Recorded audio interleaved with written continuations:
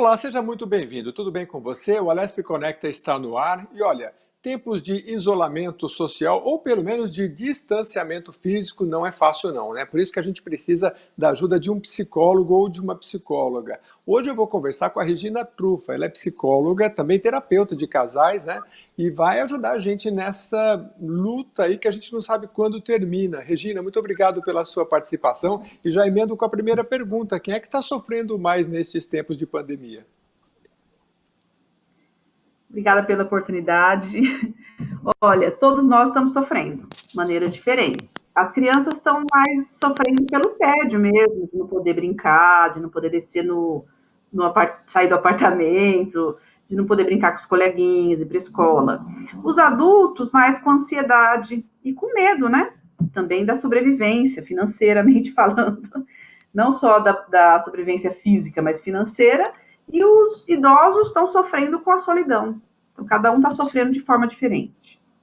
Pois é, Regina, e eu estava lendo justamente nessa semana, porque esse assunto está muito em voga, né?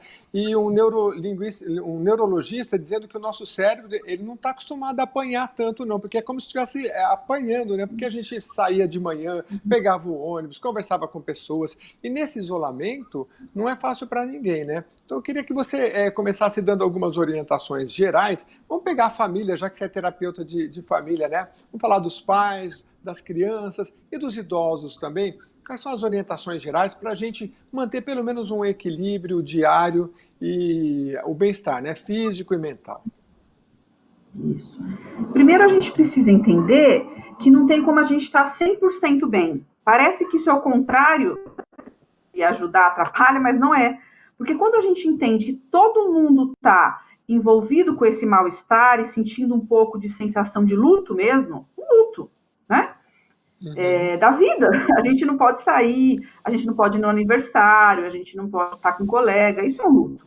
A gente está preocupado de alguém que a gente ama contrair o vírus. Então, primeiro aí, porque aí eu dou uma sossegada, falo, nossa, todo mundo está sentindo isso? Então tá bom, pelo menos a maioria das pessoas está. O que a gente pode fazer? A gente tem que se conectar, né? Não é o nome do programa? A gente Alesp precisa se conectar Conecta. com o outro. Então, justamente. O que vocês fazem é muito importante. A gente tem que se conectar com os amigos, com as pessoas, os parentes, em especial com os idosos.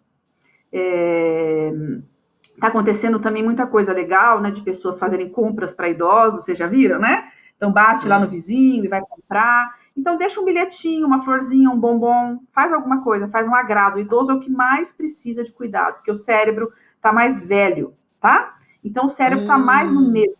Eles são um grupo de risco, eles sofrem mais com o medo, o pânico. Só fazer um parênteses rapidinho. Eu, por exemplo, participo de um grupo de WhatsApp que é do bairro, né? É um grupo assim de segurança, as pessoas se ajudam, né? Acabou se ampliando essa questão do grupo. E vez ou outra uma pessoa coloca lá, olha, tem a tal senhora que mora sozinha. Isso é legal, né? Porque a gente às Super vezes nem legal. se conhecia e você acha que é um ferramental bom saber? De repente até perguntar, pessoal, aqui Super. no grupo tem alguém precisando de alguma coisa? Porque geralmente a gente posta, né?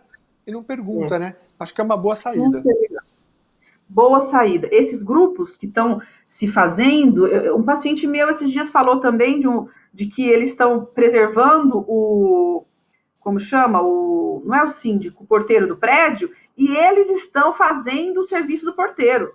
É uma coisa surreal, como a gente nunca tivesse pensado, né? Então o que você pode fazer pelo outro? Eu acho que é isso. E em termos de bem-estar, a conexão ela é essencial nesse momento. Por quê? Conversar com o outro, sabe happy hour online? Lógico que nunca é tão Aham. legal quanto o presencial, mas a gente precisa fazer essas coisas. Juntar as Uhum. amigas e conversar, fazer exercícios físicos, isso é essencial.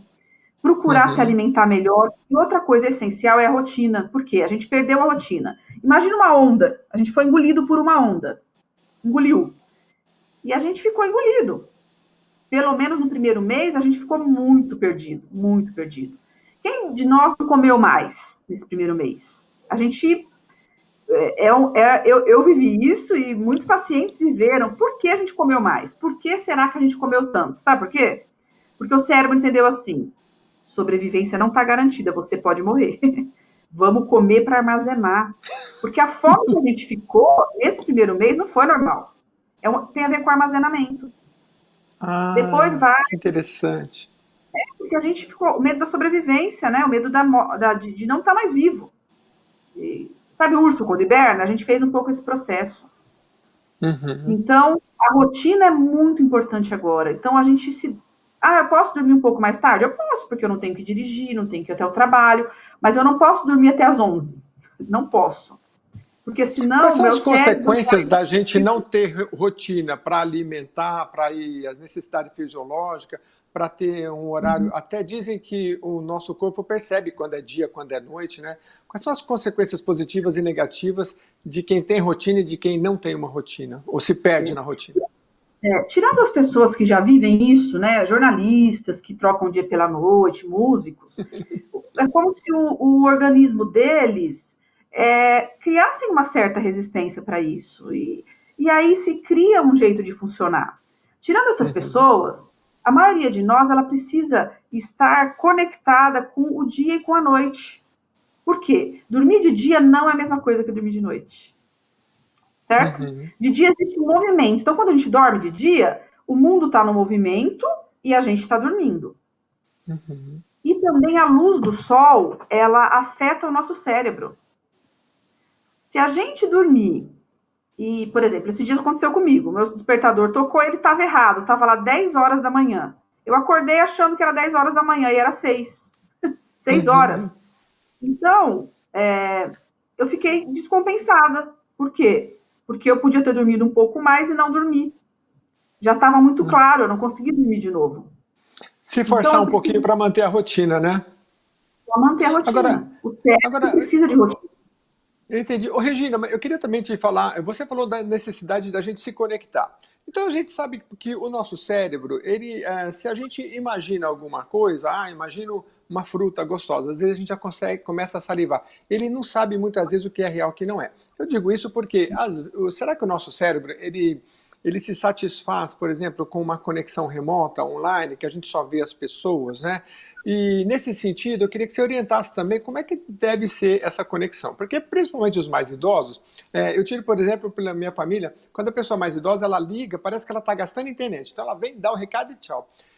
Se a gente deixar ligado e conversa, eu com outros amigos, o que eu faço? Eu deixo ligado, vou lavar a louça, vou cozinhar, e a gente às vezes fica um tempo sem se falar, mas é como se a pessoa estivesse ali. Isso faz diferença para o cérebro e para o nosso corpo? Muito. Faz muita diferença. Por quê? A gente está agora distante fisicamente, não está? O que está faltando? Está faltando olfato, cheiro, sentir. Sim. E toque. Um abraço, um abraço. Não tem toque, né? Então, eu não sei como está a sua perna. Por exemplo, eu vou atender um paciente online, eu não sei se ele está tremendo a perna, se ele não está, se ele está ansioso. Eu tinha um paciente que andava na sala, literalmente, pela ansiedade. Então, essa falta, ela não é suprida. Não é suprida. A gente não vai suprir. Por quê? Porque a gente não está junto, não está abraçando. Então, por isso que a gente tem que aumentar os cuidados. Como assim? Se eu ligava para minha mãe uma vez por semana, eu preciso ligar quase todo dia.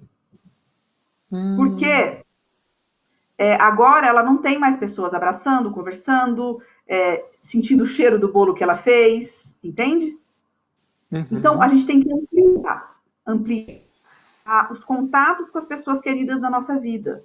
Por que os idosos, isso é verdade, meus idosos têm às vezes essa rapidez, porque eles não sentem isso como alimento. Eles querem abraço. Você sabe, é verdade. Uma vez eu fui viajar, fiz uma viagem muito bonita, trouxe um monte de foto e vídeo, mostrei para o meu pai na época tinha 90 anos, faleceu há pouco tempo. Ele olhou 3 fotos e falou, filho, bom mesmo é estar lá, né? Aí eu parei de mostrar as fotos para ele. Super, ótimo, é bem isso mesmo. Bom mesmo é estar junto com a pessoa. Então, por exemplo, esses dias eu até assustei, eu moro num prédio, e eles fizeram aquela festa, sabe quando juntam os carros e fazem a festa para uma pessoa? Foi tão bonito, elas buzinavam, tudo com máscara, aí um levou o bolo para a menina e foi embora, nem abraçou, né? E lógico que isso é gostoso, porque isso dá uma descarga de hormônios, né? Mas a gente não tem o contato pessoal, mas eu, pelo menos, queria a sua opinião.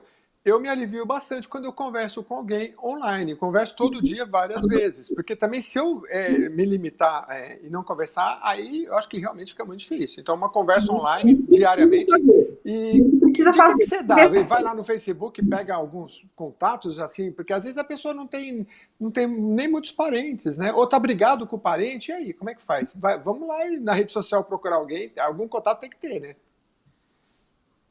Pode, as pessoas que gostam, né, de ter contato com desconhecidos também. Uhum. O problema é quando eu faço isso por uma questão assim, eu não gosto, mas tenho que fazer. Isso é ruim, isso não é legal. Me Ah, sinto tá. assim, constrangido a fazer. Mas quem gosta, sempre conversou, conheceu pessoas, continua fazendo, amplia, porque as pessoas estão querendo Uhum. conversar. Às vezes você Sim. encontra um amigo pelas redes, não só para ficar, né, para sair, até porque agora a gente está meio impedido de sair, né? Mas sempre funciona. Dá risada, Agora, sabe?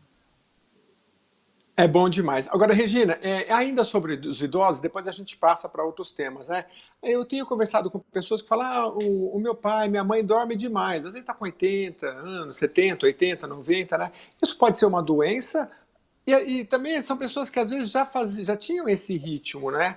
É para se preocupar e é difícil, né, para o familiar falar, lê um livro, dá uma volta, porque às vezes o idosozinho ele quer cada vez dormir mais. Isso é preocupante, pode ser uma doença?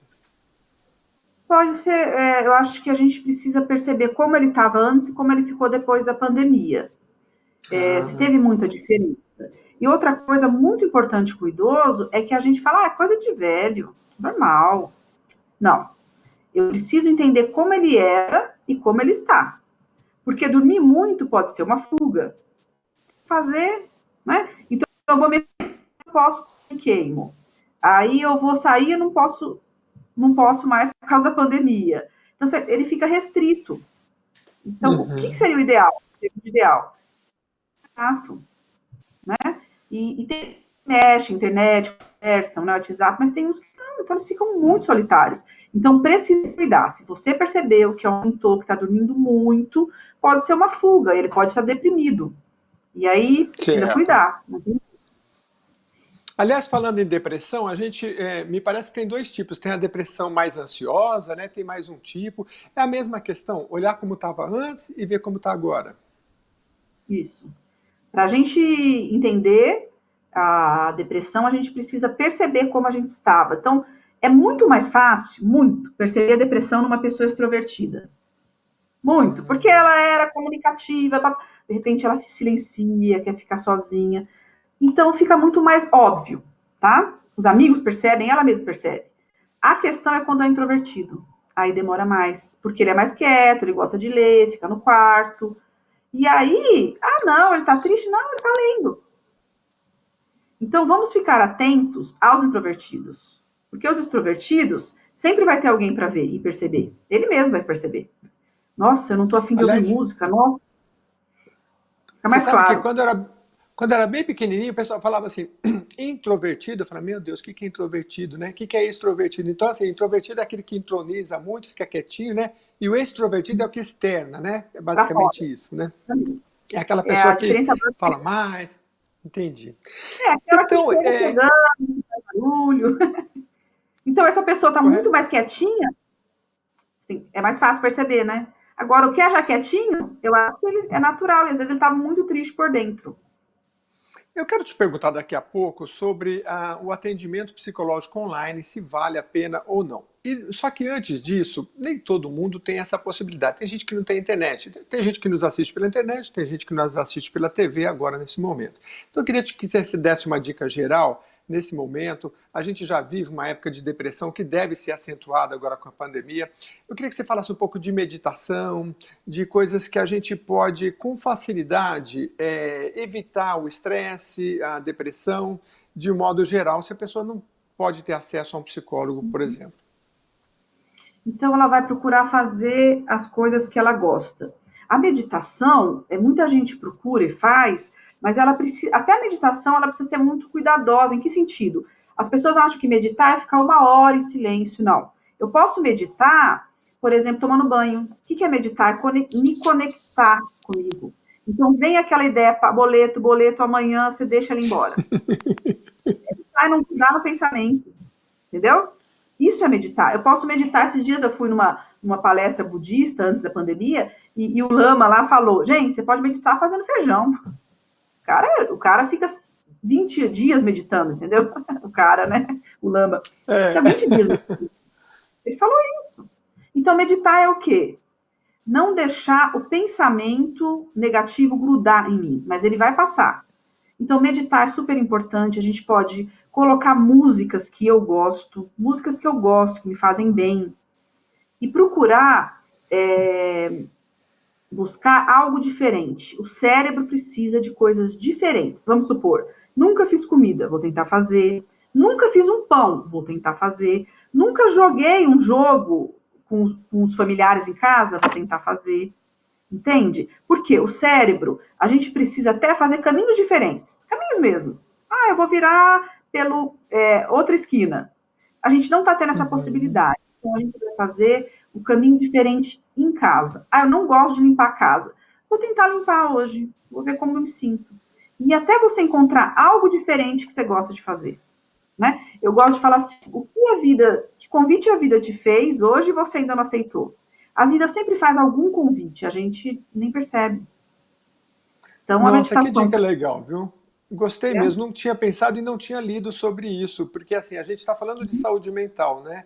E é o que a gente falou no começo do programa. Eu levantava, pegava o ônibus, conversava com pessoas, conversava com o motorista, ou no meu carro, encontrava com amigos, tudo isso foi, de repente, limitado, né? Então, procurar fazer coisas diferentes, o seu cérebro... Por que as pessoas, vocês psicólogos, sempre falam para as pessoas, façam pelo menos palavra cruzada, porque daí seu cérebro está se movimentando, né? Então, e é difícil, fazer coisas novas não é fácil, nem todo mundo, principalmente a pessoa mais idosa, né? Meus pais moram no interior, sabe o que eu faço? Às vezes eu vou no correio mesmo. Eu compro uma palavra cruzada, coloco uma fotinha deles comigo e mando pelo correio. Parece que eu mandei um carro zero. Eu ligo a floricultura da cidade e peço para pegar uma flor.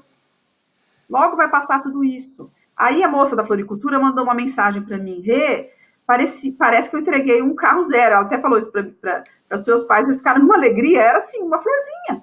Por quê? Gente, olha cada dica maravilhosa. A gente, às vezes, passa os dias, a gente esquece, né? Liga numa floricultura, ou compra um livro, pode ser eu comprar um livro usado, manda entregar com uma foto que você colocou, que não é difícil, né?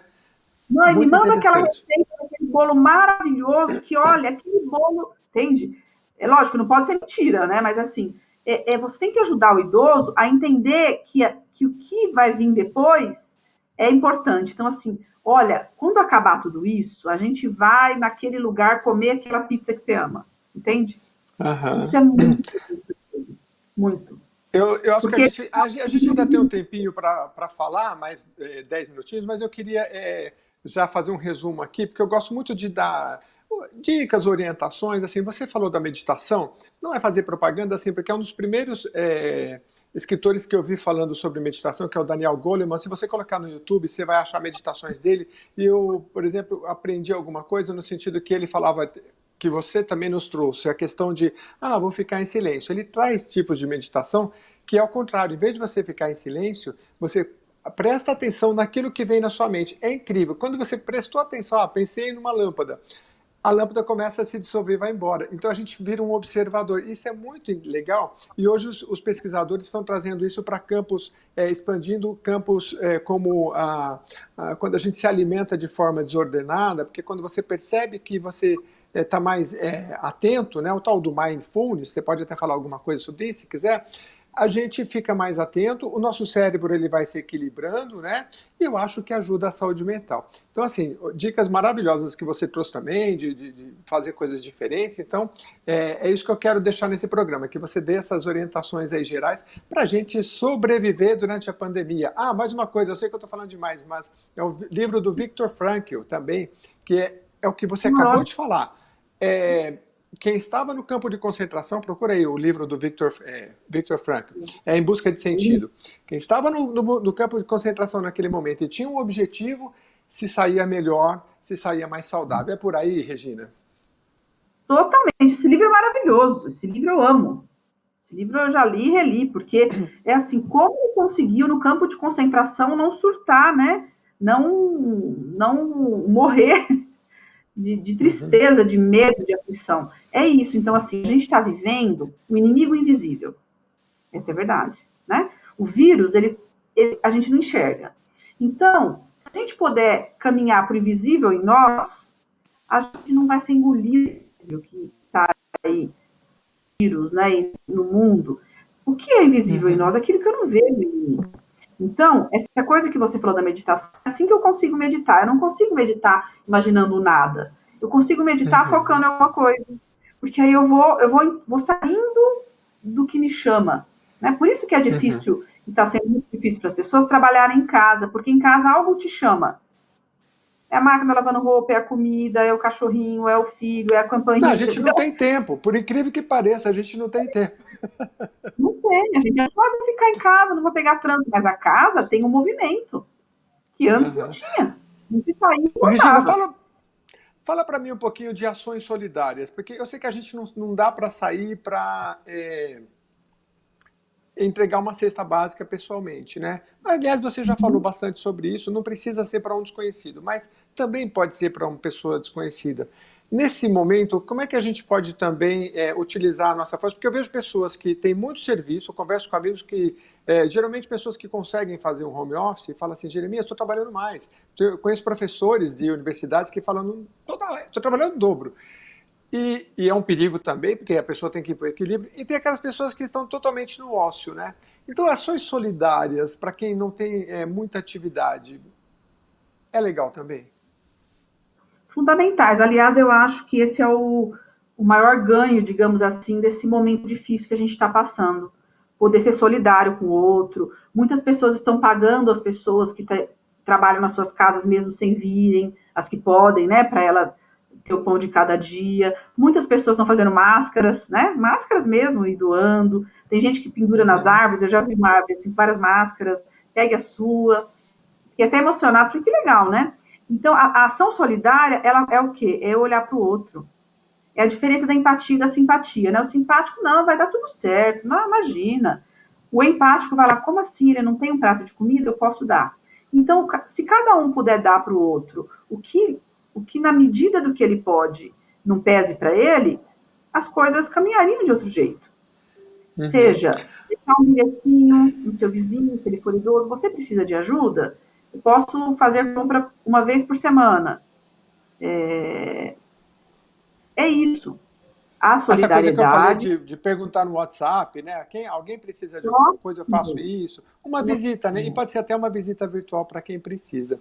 Vamos falar de outro assunto aqui rapidinho, enquanto a gente tem tempo. Desemprego que está muito grande e as pessoas é difícil falar para uma pessoa que está desempregada, dizer, olha, pense positivo, né? Mas também, é difícil dizer isso, mas também dizer, olha, pensar negativo vai mudar alguma coisa?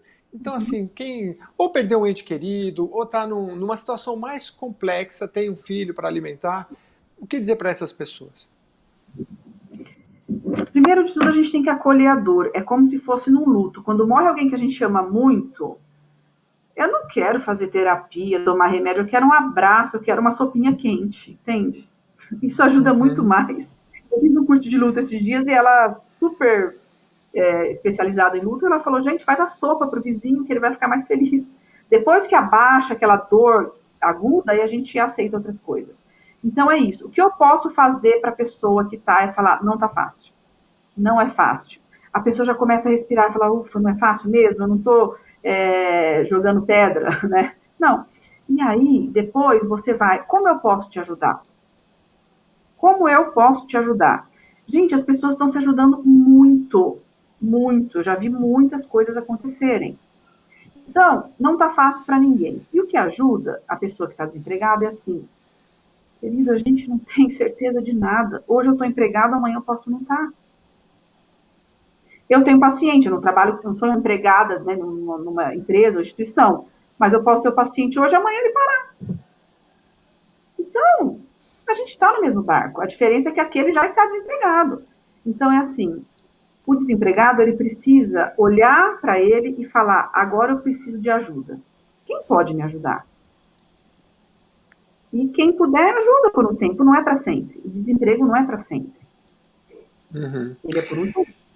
Existe, Regina, acho que a gente ainda tem um tempinho, existe a pessoa que já está numa situação de desemprego, a pessoa já está num luto porque perdeu um parente, mas em relação à empregabilidade, em relação às lideranças, o que dizer para esses líderes que também têm que gerenciar equipes que nem todo mundo se adapta a um home office, tem pessoas doentes, então assim, trabalhar de forma preventiva, né? Evitar o estresse, ver o que está acontecendo, esse fator psicológico para as lideranças nas empresas. O que dá para dizer para esses líderes manter as suas equipes saudáveis? Então, eu acho que o jeito hoje de manter a equipe saudável é olhar para a equipe. A pandemia vai fazer com que ele enxergue o que estava embaixo do tapete. A pandemia colocou fermento. Então, se você está percebendo uma pessoa muito triste, com muito problema, se não é você, né, que vai chegar nela, quem pode chegar nela e trocar uma ideia? As pessoas Uhum. precisam fazer isso, porque senão o que vai acontecer? Ela vai adoecer e aí ela não vai conseguir trabalhar mesmo. Uma crise de ansiedade grave, ela impede a pessoa de trabalhar, ela não consegue. Então, a gente vai percebendo o outro. Como? Estando atento ao outro. É só você pensar, quem está com a gente percebe. A gente fala, nossa, está triste muito tempo. Uma dica importante, muito importante. Se a pessoa tiver 15 dias seguidos muito triste, procura médica. Não é natural, a não ser que ela tenha falecido alguém, esteja em luto, né? Mas tirando isso, não é. A gente fica triste 2, 3 dias, depois fica feliz. E também tem a ver com o que a gente está vivendo agora, tá? Que é muito comum, que é a gangorra emocional. A gente está 3 dias tristinhos, depois fica feliz. Aí fica, entende? Uhum. A pandemia gerou essa É sensação, as verdade. pessoas estão se estranhando Tem dia que muito, a falam, gente nossa, mas acorda ontem e fala estava assim, bem. meu Deus, que maravilha, né? Hoje eu superei tudo. Aí no outro dia você levanta, você fala, puxa vida, não está fácil. E é uma gangorra mesmo. Entendeu? Bem, a gente Então, vai ficando por aqui. Eu só deixo você aí com seus 30 segundos, um minuto finais, Regina. O papo foi muito bom. Eu espero que a gente tenha conseguido orientar ao máximo as pessoas, mas eu deixo aí para você com as orientações finais e vai voltar muito, porque a gente não falou de violência doméstica, a gente não falou da área profissional de uma forma mais abrangente. Então você vai voltar com a gente, mas eu deixo você com as orientações finais. obrigada, querido, pela oportunidade. Fico disponível para quando quiserem falar. E eu acho que a grande orientação é essa: o que a vida está te convidando? Para que a vida está te convidando? E a gente pode se cuidar, autocuidado. Então, eu posso ouvir uma música, eu posso comer bem, e eu preciso de rotina. O meu cérebro precisa de rotina. Acordado, mas eu vou acordar para quê? Acorda para dançar, acorda para varrer a casa, acorda. Ah, se você pode dormir meia hora a mais, uma hora dorme, mas acorda. E faça com seus colegas, chame, faça um happy hour, veja filmes mais leves, não veja filmes muito pesados, a vida já está muito pesada, né? Uhum. E a gente Tá vai certo. poder olhar para a solidariedade. Muito obrigado. Conversei com Regina Trufa. A Regina é psicóloga, ela também é terapeuta de casais. E eu agradeço bastante a você que nos acompanhou até agora. Eu acho que o recado final é esse, né? Mantenha uma rotina, mas rotina não quer dizer não fazer coisas novas, né? Rotina é você levantar no mesmo horário, ter horário para estudar, comer nas horas certas, planejar a sua alimentação para não ficar comendo bobagem, né? E dentro dessa rotina, aí você faz coisa diferente o máximo que você puder. Aí com certeza todos nós vamos manter a nossa saúde física e mental. Pelo menos esta foi a tônica aí da conversa com a Regina Trufa, que nos ajudou muito nessa edição. E a você que nos acompanhou, muito obrigado. Até a próxima.